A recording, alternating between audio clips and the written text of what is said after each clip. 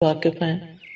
قل هو اللہ احد اللہ الصمد لم یلد ولم یولد ولم یکن لہ کفوا احد، اور اس صورت کی فضیلت سے بھی واقف ہے. کوئی نئی بات نہیں ہے ہمارے لیے، ہم سب جانتے ہیں. تو اس کی اتنی بڑی فضیلت کس بنا پر ہے؟ اخلاص ہی کی بنا پر ہے نا. تو جس طرح اللہ سبحانہ و تعالیٰ ایک ہے، قل هو اللہ احد، تو پھر جو کام یا جو عبادت اس کے لیے ہو وہ بھی بس صرف اس ایک اکیلے کے لیے ہونی چاہیے. اس کے ساتھ کسی اور کو ملانا نہیں چاہیے، کسی اور کو شریک نہیں کرنا چاہیے.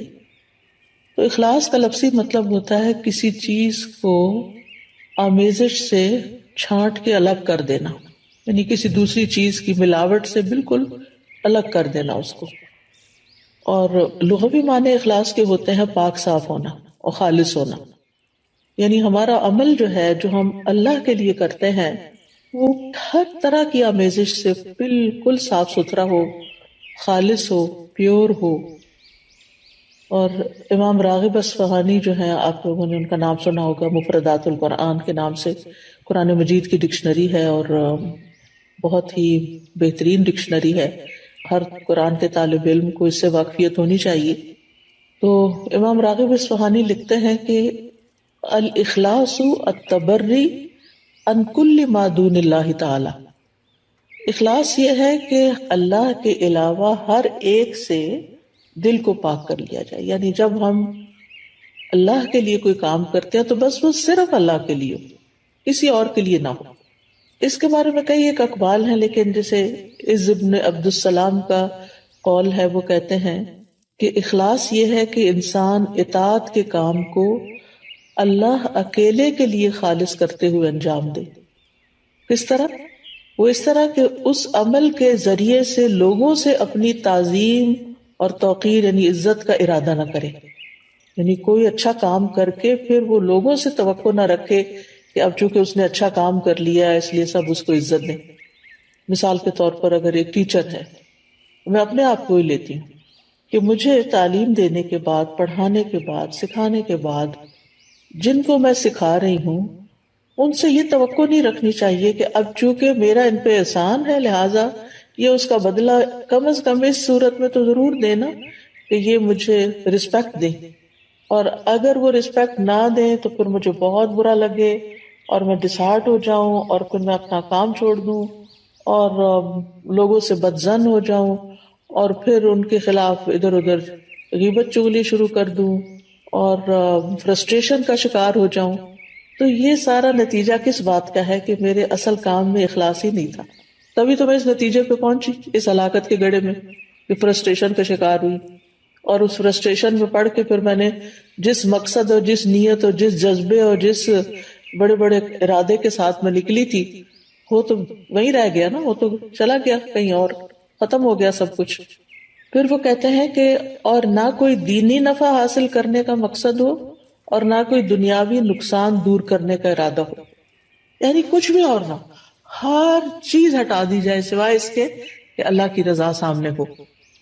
اسی طرح یہ بھی کہا جاتا ہے کہ اخلاص کا صحیح مفہوم یہ ہے کہ انسان زندگی میں جو بھی عمل کرے اور جس سطح کی اور جس شکل کی بھی عبادت کرے. یعنی عبادت کی مختلف شکلیں ہیں نا، ایک تو نماز روزہ ہے ہی ہماری فارمل عبادت، اور ایک اس کے علاوہ جو ہے وہ جیسے امام ابن تیمیہ نے عبادت کی تعریف کی ہے نا کہ ہر قول اور ہر عمل جو ہے ظاہر ہو یا باطن ہو وہ اللہ کی تعظیم اور محبت کے ساتھ کیا جائے.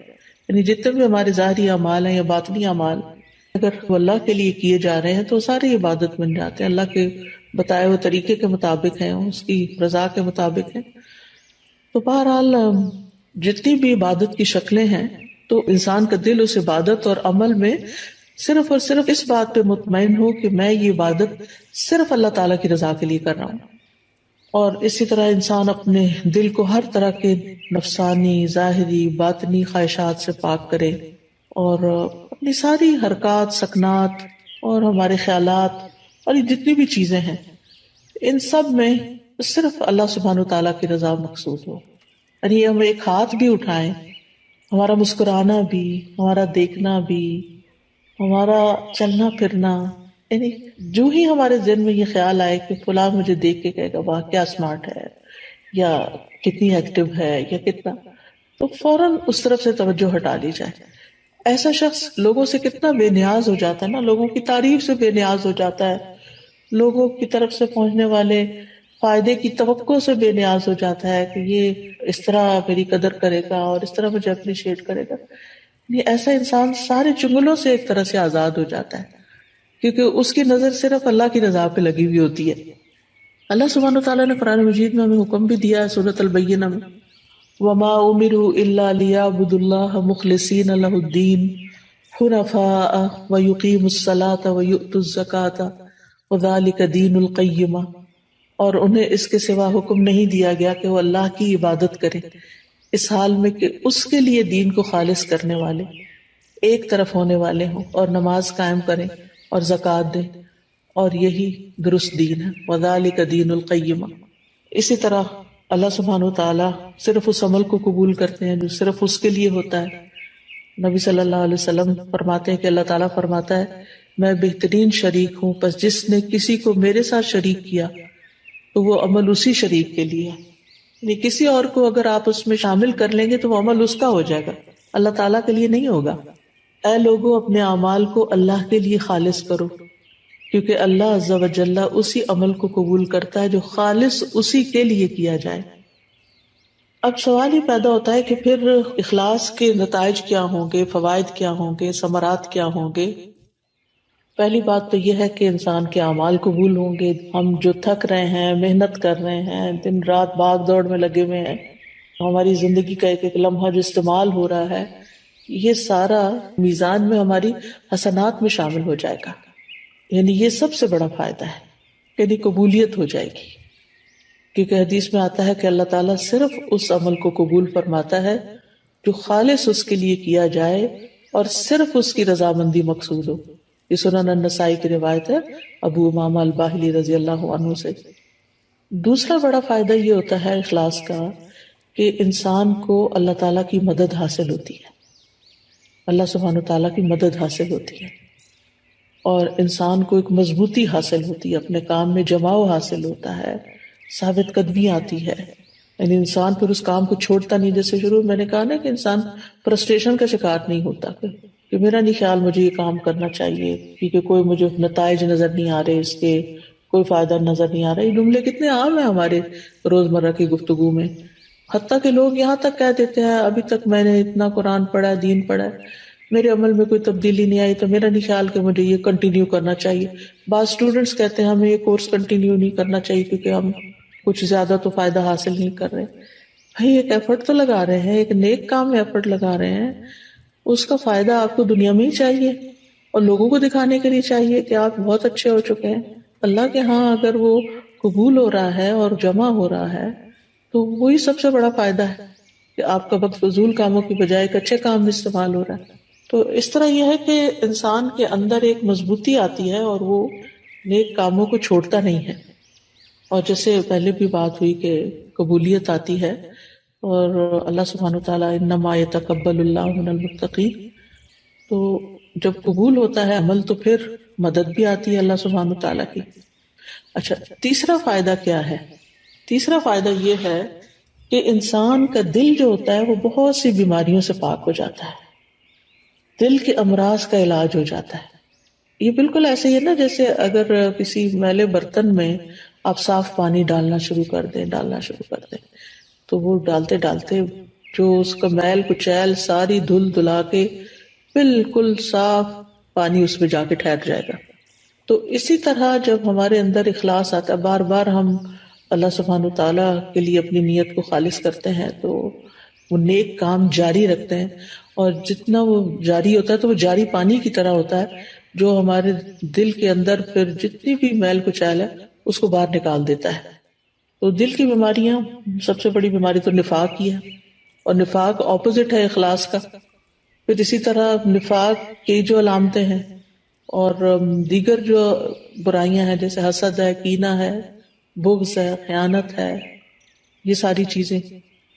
پھر اسی طرح یہ ہے کہ حدیث میں آتا ہے 3 چیزیں ایسی ہیں جن کی وجہ سے ایک مسلمان کا دل دھوکہ نہیں کھا سکتا، یعنی حسد یا کینہ نہیں رکھتا. ایک ہے کہ اللہ کے لیے خالص عمل کرنا، دوسرا ہے مسلمانوں کے ائمہ کے ساتھ خیر خواہی کرنا، یعنی اپنے لیڈرز کے ساتھ خیر خواہی کرنا، اور تیسرا مسلمانوں کی جماعت سے جڑ کے رہنا۔ بے شک دعا مانگنا ان کی حفاظت کرتا ہے، یعنی مسلمانوں کی دعا جو ہوتی ہے وہ ایک دوسرے کے لیے فائدہ مند ہوتی ہے۔ وَلُزُومُ جَمَاعَتِهِمْ فَإِنَّ الدَّعْوَةَ تُحِيطُ مِن وَرَائِهِمْ۔ میں دیکھتی ہوں واٹس ایپ کے گروپ میں، جس گروپ میں میں ہوں، کہ کوئی ایک بیمار ہوتا ہے تو سارے کنسرنڈ ہو جاتے ہیں اور ہر ایک دعائیں کرنے لگتا ہے، اور حقیقت ہے کہ ایسے دل پکڑا جاتا ہے۔ جب میں واٹس ایپ کھولتی ہوں، میں سینئر سٹاف کا جو گروپ ہے اس کا وہ نمبر دیکھتی ہوں کہ کافی میسیجز ہیں، تو میں سوچتی ہوں اللہ خیر کرے، لگتا ہے یا کوئی بیمار ہے یا کوئی فوت ہو گیا ہے یا کوئی، تو یہ اسی صورت میں سب کی دعائیں ملتی ہیں نا جب جڑے ہوئے ہیں، اور اگر جڑے ہوئے ہی نہیں ہیں، آپ اکیلے ہی زندگی بسر کر رہے ہیں تو بس پھر اکیلے ہی ہیں بہرحال۔ پھر اسی طرح اخلاص کا چوتھا فائدہ یہ ہے کہ جو دنیاوی عمل بھی جو ہوتے ہیں نا، دنیاوی کام جیسے کھانا پینا ہے، بچے پیدا کرنا ہے، شوہر بیوی کا تعلق ہے، خرید و فروخت ہے، یہ سارے کام بھی اخلاص کی وجہ سے نیک اعمال میں شامل ہو جاتے ہیں۔ جیسے صحابہ نے نبی صلی اللہ علیہ وسلم سے پوچھا تھا کہ اللہ کے رسول، ہم میں سے اگر کوئی اپنی خواہش پوری کرتا ہے تو کیا اسے اس میں بھی اجر ملتا ہے؟ تو آپ نے فرمایا بتاؤ، اگر وہ خواہش حرام جگہ پوری کرتا ہے تو کیا اس پر گناہ ہوتا؟ تو اسی طرح جب وہ اسے حلال جگہ پوری کرتا ہے تو اس کے لیے اجر ہی اجر ہے۔ تو اس میں آپ دیکھیں کہ مثلاً آپ والدین کی خدمت کر رہے ہیں، اپنے روزمرہ کے کاموں میں آپ دیکھیں کہ کچھ کام تو آپ خالص دینی کام کر رہے ہوتے ہیں، لیکن بہت سے کام دن بھر میں دنیاوی کام بھی ہمارے روٹین میں شامل ہو جاتے ہیں، جیسا کھانا پکانا ہے، کھانا سرو کرنا ہے، برتن سمیٹنا ہے، بچوں کے پیچھے پڑھ کے ان کو کھلانا ہے، بزرگ ہیں تو ان کے چڑچڑے پن کے باوجود ان کے ساتھ خیر خائی کا معاملہ کرتے ہوئے ان کی ضروریات کا خیال رکھنا ہے، یہ سارے کام بندے کو تھکا دینے والے ہوتے ہیں، اور اینڈ آف دا ڈے پھر یا آوازیں بلند ہونے لگتی ہیں انسان کی، یا پھر